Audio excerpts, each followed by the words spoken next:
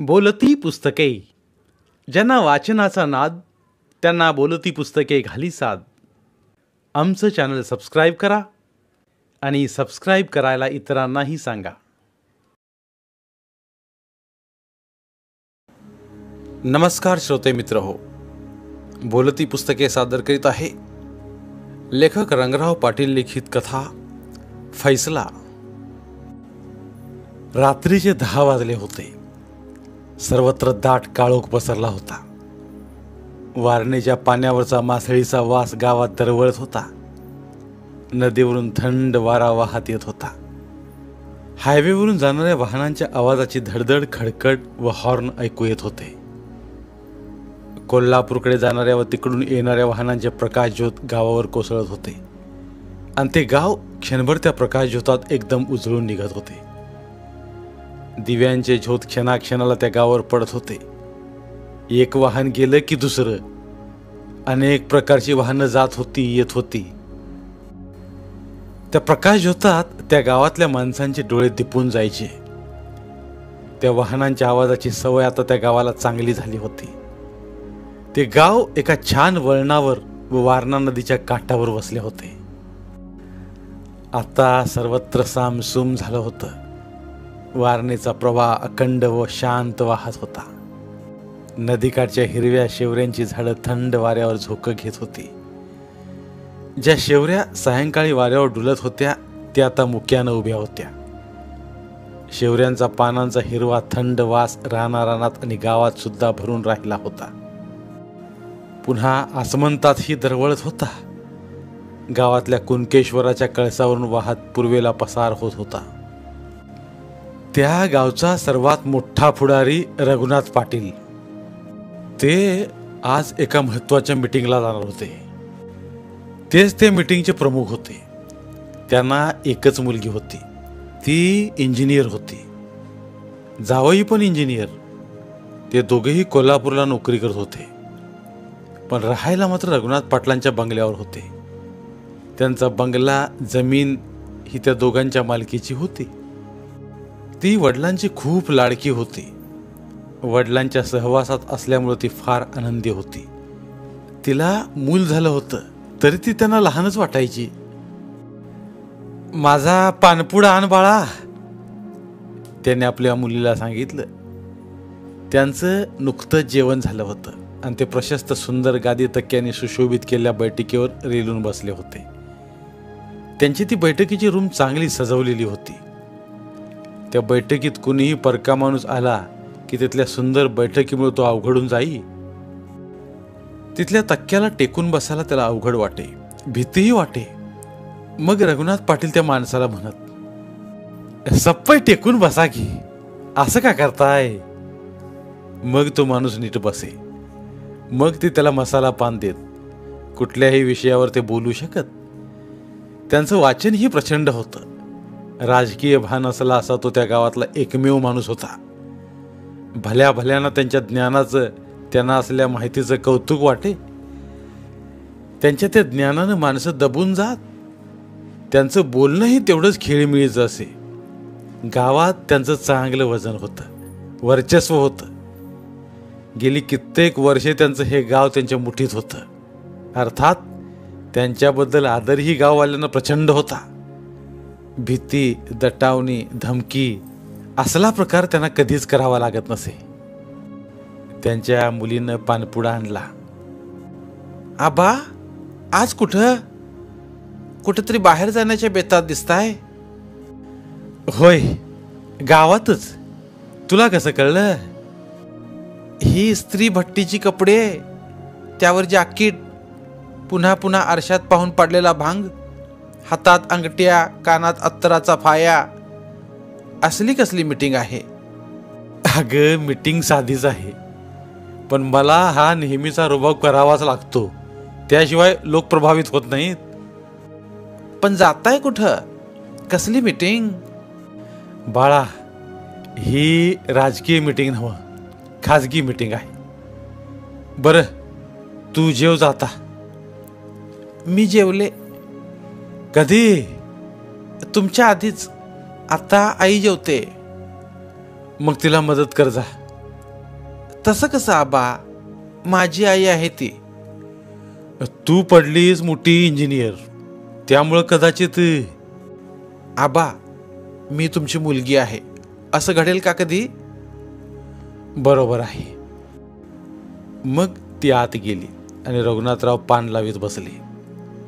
कळीचा चुना तोही गुलाबी, पांढरा कात, फाफडा पिकलेली पानं, कधी कधी बनारस पान, तंबाखू, हा त्यांचा रोजचा कार्यक्रम.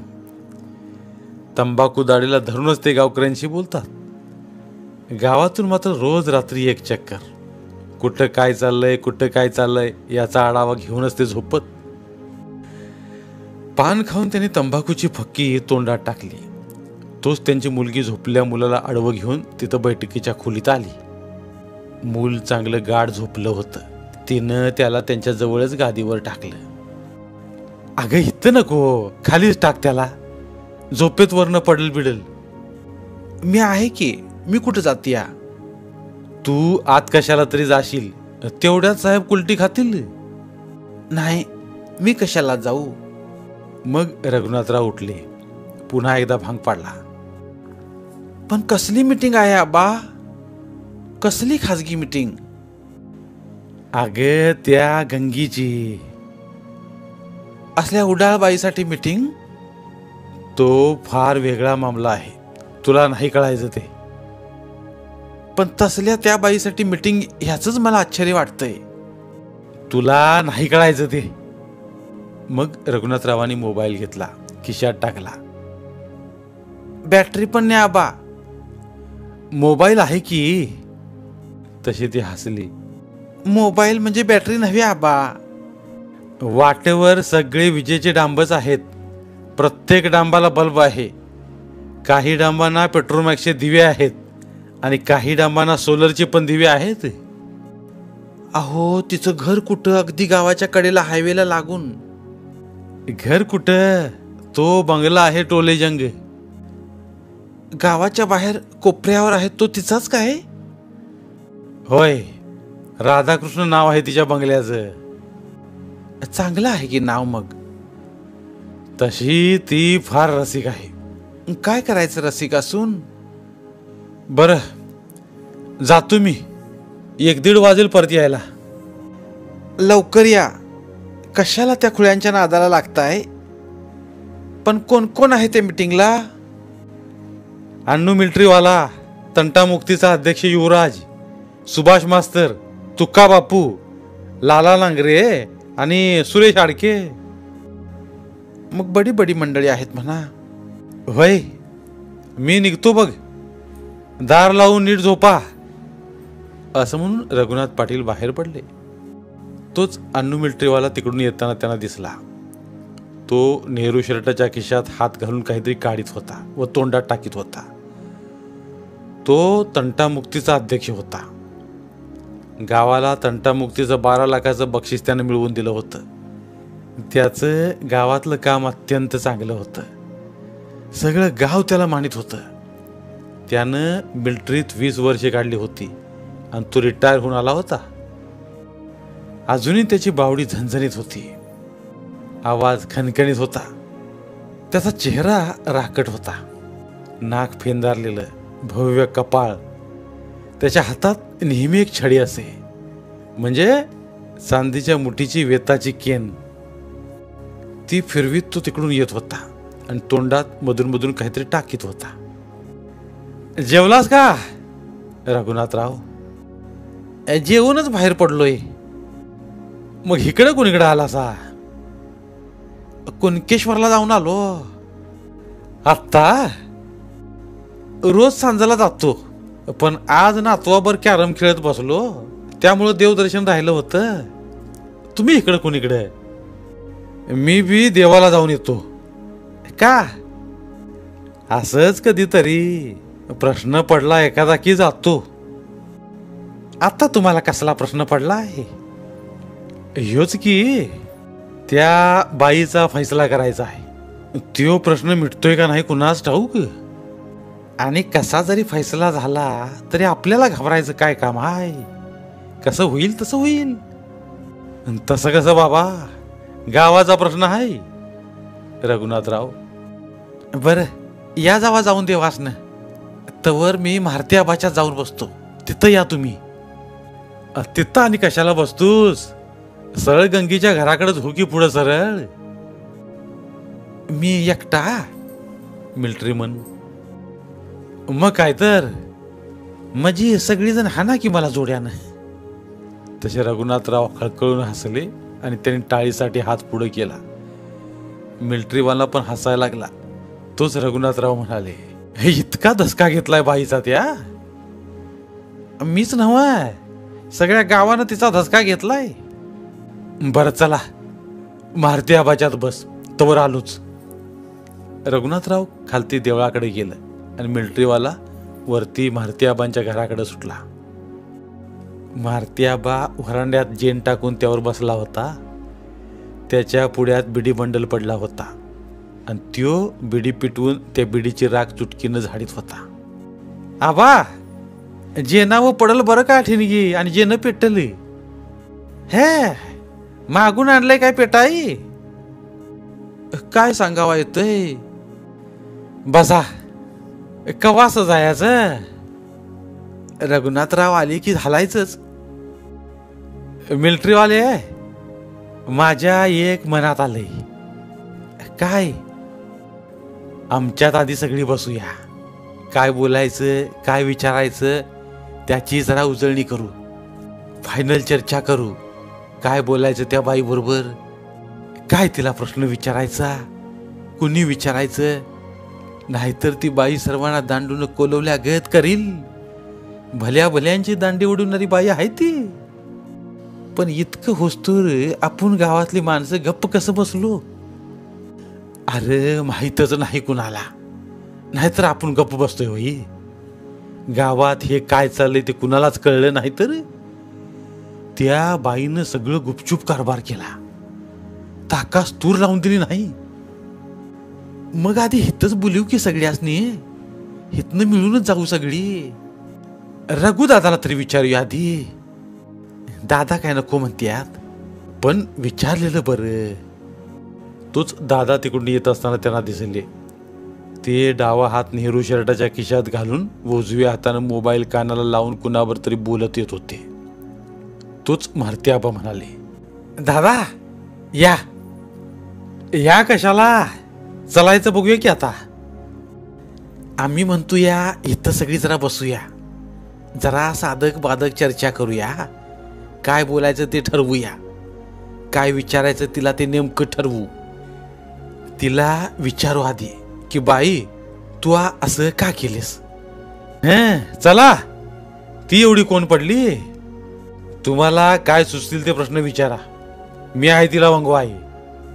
माझ्या पुढं काय चालायचं नाही तिचं. दादा बेतानं वंगवा, नाहीतर ती गाडी लई फास्ट असती, कुठंतरी घालेल डबऱ्यात आपणाच निसती. मी आहे की लेकानो, तुम्ही का भिताय? मग सगळे उठले, तिच्या घराकडे निघाले. वारं सूं करून वाहत होतं. खालतीकडल्या वाडीतलं दिवं लुकलुकत होतं. तर एका शहरातल्या दिव्यांच्या मुळे तिकडं उस्त पडल्या गत दिसत होतं. तिकडं उजाडल्या गत दिसत होतं. हायवेवरच्या मोटारींचं दिवं दिसत होतं. उळीनं एकामागे एक दिवं दिसत होतं. त्यातलं ट्रकचं कोणतं, टॅक्सीचं कोणतं, एसटीचं कोणतं, लेलँडचं कोणतं आणि कमांडरचं कोणतं ते काहीच कळत नव्हतं. एकामाग एक दिव्यांची लाईन लागली होती. त्या गावात झाड झाडोरा चिक्कार होता. सर्व झाडं आता अंधारात शांत उभी होती. नदी काठाना आता कोल्ही कोई ऐकू येत होती. तर हायवेच्या पश्चिमेकडच्या वस्तीवरची कुत्री मोटारीचं दिवं बघून बेतालपणे भुंकत होती. त्या मीटिंगला येणार आणखी एक दोघे वाटेत भेटले. चला रघुनाथराव. पण दादा तिथं तिच्या पुढं काय बोलायचं? कोण सुरुवात करणार? तुम्ही कशाला भिताय? मी सुरुवात करतो, मग तुम्ही बोला. भिऊ नका. ती कोण इंदिरा गांधी पडली का काय तिला भियाला? बघितलं तर 1.5 दमडीची ती बाई, ती बाजार बसवी आणि तिला इतकं महत्व. तिच्या आईचं टक्कुर तिच्या गळ्यात धोंडा बांधून नदीत टाकण्याच्या लायकीचीच आहे ती. मग इतक्या दिवसात का ढकलली नाहीसा? अरे आम्हाला माहीतच नाही तर ढकलू कशी तिला नदी? बरं चला, आलं तिचं घर, तिथं बघू काय ते. सर्वजण तिच्या घराजवळ गेले. एक एक जण तिच्या घराच्या पायऱ्या चढू लागले. सर्वांनी मेन हॉलमध्ये प्रवेश केला. ती तिथं आली. तिच्या अंगावरची साडी झगझग करीत होती. साडीवरची जर चमकत होती. दागिन्यानं ती वाकली होती. सर्वत्र सुगंध दरवळत होता. दारावरचे पडदे हलके झुलत होते. पडद्याला लावल्या बारीक घंटा निनादत होत्या. तिचं ते वैभव पाहून सर्वजण चक्रावले. तोच ती आत गेली. रघुदादा लगेच म्हणाले, गंगू, आम्हाला काय नको बरं का? आम्ही सगळी जेवलोय ती इकडं सुटलोय. दादा, सरबत तरी. काही नको. तरीही ती आत गेली. तिच्या आत एक कामाला बाई होती. तिनं तिला मदत केली व सरबत पटकन तयार केलं. गंगू ट्रे घेऊन बाहेर आली. दादा, माझं लगीन होऊन इतकी वर्ष झाली, पण तुम्ही आमच्या घरला कधी आला नाही. मी कशाला येऊ? निमित्त तरी काय हवं का नको? होय दादा, तुमचं बी खरंच हाय. मग तेवढ्यात आकाराम वाजी आला. तो प्रसिद्ध गुंड, हातात कायम रायफल. तो पण फैसला करायसाठीच आला होता. तो वारणेच्या मळीला फिरी. वारणेच्या काटाला दाट झाडीत त्याची दडण्याची जागा होती. तो पोलिसांना हवा होता, पण तो कुणालाच सापडत नव्हता. त्याला कोणच पकडून द्यायला तयार नव्हतं. वारणेकाठची सगळी गावं त्याला थरथर कापत होती. त्यानं बंदूक कोपऱ्यात ठेवली. राम राम दादा. राम राम. तू कसा काय इकडं? हेच की बैठकीला. बरं झालं, बस. तोच त्या मिटिंगला आणखी 2-3 माणसं आली. त्यात गावचे सरपंच होते, तर दुसरे उपसरपंच होते. त्या गावच्या मामलेदाराचा पोरगाही तिथं आला. पुन्हा तिनं सरबत आणला. त्यांचं सरबत पिणं संपलं. ट्रे आत नेला आणि गंगू बाहेर आली. तोच रघुनाथराव म्हणाले, बरं, आपण ज्या कामासाठी आलोय ते काम आता सुरू करूया. सरबत पीत बसण्याचा हा प्रसंग नव्हे व वेळही नव्हे. बरं गंगे, तू आता इथं आमच्या बैठकीत बस. तुला आम्ही काय काय विचारणार आहे. विचारा की मग. ती आतल्या चौकटला चिकटून बाहेर पाहत बसली. तू असं का केलीस हे आम्हाला पहिल्यांदा सांग. काय केलं? तिनं असा उलटा प्रश्न विचारतात सर्वजण बुचकळ्यात पडले. एकमेकांकडे आश्चर्यानं पाहू लागले. आता काय बोलायचं ते कुणालाच सुचेना. सर्वजण तोंडात मारल्या गत्त गप्प. मग रघुनाथ दादानीच धाडस केलं. तू हितली आमच्या गावची तुझ्या मालकीची जमीन विकलीस. वय, मग माझ्या पोटाला काय खायला नव्हतं, मग काय करू? एवढी गरिबी कशानं आली? आता कशानं आली ते मी काय सांगू. आधी माझं म्हणणं पहिल्यापासून तुम्ही ऐकून घ्या. सांग. माझं लगीन झालं. मला चांगलं स्थळ मिळालं. मला नवरा बी चांगला मिळाला. मी तर माझ्या गावात सर्वात देखणी होती. माझ्यावर आईबानं संस्कारही चांगलं केलं होतं. मग कशात माशी शिंकली? आधी सगळं नीट ऐका. सांग. काही दिवस आम्ही नवरा बायकोनं सुखानं संसार केला. पण मला कुठनं तरी कळलं की त्याने गावात एक बाई ठेवली या. तिच्यावर त्यांचं लहानपणापासून प्रेम होतं म्हण.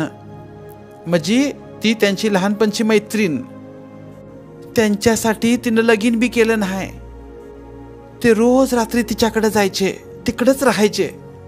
मग मला शंका आली. मी त्यांना स्पष्ट शब्दात विचारलं तर त्यांनी मला मग खरं खुरं सांगितलं. ते ऐकून मला तर मोठा धक्काच बसला. अरे देवा, हे काय केलंस? 2-3 वर्षे मी वाट पाहिली. आज बदलतील, उद्या बदलतील.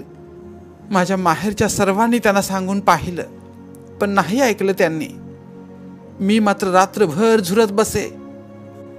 एके दिवशी माझ्या घरच्या खिडकीशी एक माणूस उभा असलेला दिसला. तो खिडकीतून माझ्याकडेच बघत होता. त्याला मी पाहिलं आणि माझी भावना भडकलीच. त्याला मी आत बोलावलं. मग रोज तो येऊ लागला. मग ही वार्ता हळूहळू सर्वत्र पसरली. मग दुसरी पण माणसं येऊ लागली. मला त्यात आनंद वाटू लागला. त्याला मनवायसाठी मी त्यांना पैसे देऊ लागले. माझे पैसे संपले. कर्ज काढून मी त्यांना पैसे देऊ लागले. त्यामुळं ही माझी सवय वाढत गेली. कर्ज खूप झालं. एक कर्ज भागवाय दुसरं कर्ज काढायची. मग जमीन विकायला लागली. सगळं गाव माझ्या नादाला लागलं. नवऱ्याला कळल्यावर तो व्यसनाधीन झाला. माझी गावात नामना गेली. मी रुतत गेले, कर्जात आणि इब्रतीत सुद्धा. असं म्हणून ती खाली पाहत राहिली आणि मग म्हणाली, कळलं तुम्हाला जमीन का विकली ते? आम्हाला आज फैसला हवा आहे. असं तू का केलंस आणि इतक्या जणांना तू का ना दिवलंस? मग ती थोडा वेळ गप्प बसली. तिला काही सुचेना, पण ती एवढंच म्हणाली, तुम्ही फैसला लावाय आलाय? होय. तुमच्यापैकी माझ्याकडे कोण आला नव्हता त्यानंच फक्त हा प्रश्न मला विचारावा. माझ्यासमोर त्यानं सांगावं. तसे सर्वजण सटपटलेच. बुमरँग त्यांच्यावरच उलटलं. सगळेच बावरले. सांगा की, सांगा ह्या मीटिंग मध्ये कोण ह्यातला साजूक आहे ते? कोण निष्कलंक आहे? सर्वांची पाचावर धरण बसली. आकाराम वाजेनं भिंतीला लावलेली बंदूक घेतली आणि तो बाहेर पडला. तसा दुसरा एक जण उठला. मग तंटामुक्तीचे अध्यक्ष सुद्धा हळूच उठले. मनातल्या मनात त्याने तिला रामराम केला. मग तो संबंध हॉल मोकळा झाला. बाहेर गेल्यावर मिलिटरीवाल्यानं भारती आबाला विचारलं, आबा तुम्ही सुद्धा? वय बाबा, कशाला आता विचारतोस? आणि आबा धोत्राचा काठ धरून घराकडे वेगानं सुटला. त्यानं मागे जरा सुद्धा पाहिलं नाही. मग गंगूनं रघुनाथ दादांना विचारलं, कोण साजूक असेल त्यानं या गोष्टीचा फैसला लावावा. मग रघुनाथ दादाही उठले. दादा का हो? गंगू, जातो. फैसला नको मला. हाय तसं चालू दे. तुला कोण काय म्हणत नाही. आम्ही आता फैसला लावण्यासाठी तुझ्याकडे कधीच येऊ शकत नाही. धन्यवाद. पुन्हा भेटूया एका नवीन कथेसोबत. मराठीतील प्रतिभावंत लेखकांचं साहित्य, कथा, कादंबऱ्या ऐकण्यासाठी आमचं बोलती पुस्तके हे चॅनल सबस्क्राईब करा. आणि मराठी साहित्याचा प्रसार करण्यासाठी प्रत्येक मराठी माणसाला सबस्क्राईब करण्यासाठी आवाहन करा. आणि बोलती पुस्तके या साहित्य चळवळीत सहभागी व्हा. आपले पुन्हा एकदा धन्यवाद.